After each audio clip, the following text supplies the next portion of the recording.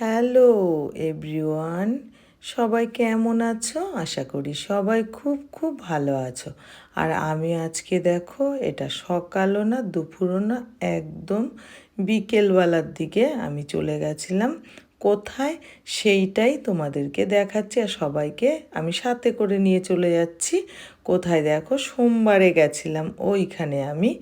এইখানে সোমবারে আমি এসেছিলাম, তাই আমি নিজে এসেছিলাম তোমাদেরকে সাথে করে, দেখো।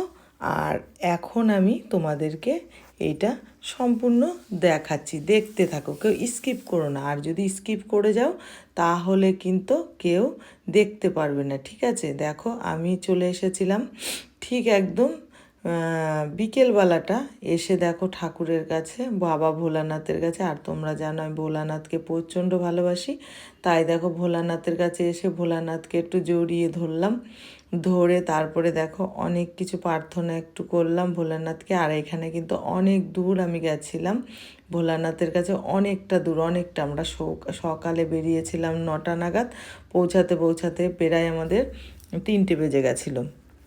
যাই হোক, সেখানে গিয়ে বাবার কাছে গেলাম। এখানে প্রচুর প্রচুর লোক, প্রচুর লোক, প্রচুর লোক।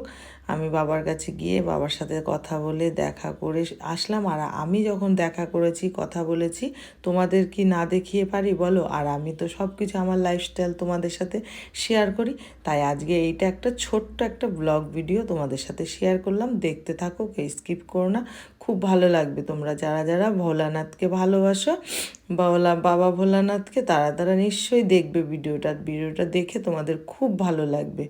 আমার প্রিয় বন্ধুরা, তোমরা সব কেমন আছো? আশা করি সবাই খুব ভালো আছো। দেখো, আজকে বাবা ভোলানাথকে নিয়ে চলে এসেছি আমার লাইফস্টাইলে, আর আজকের ব্লগ ভিডিওটাতে। তাই তোমরা সবাই একটু দেখে নাও বাবা ভোলানাথকে। দেখো, আমি গিয়ে ওখানে গিয়ে আমি যা যা করলাম তাই তোমাদের সাথে সম্পূর্ণটা শেয়ার করলাম। দেখতে থাকো, কেউ স্কিপ করো না। আর দেশ বিদেশ যে যেখান থেকে যাচ্ছ, দেখো, টাটা, বাই বাই।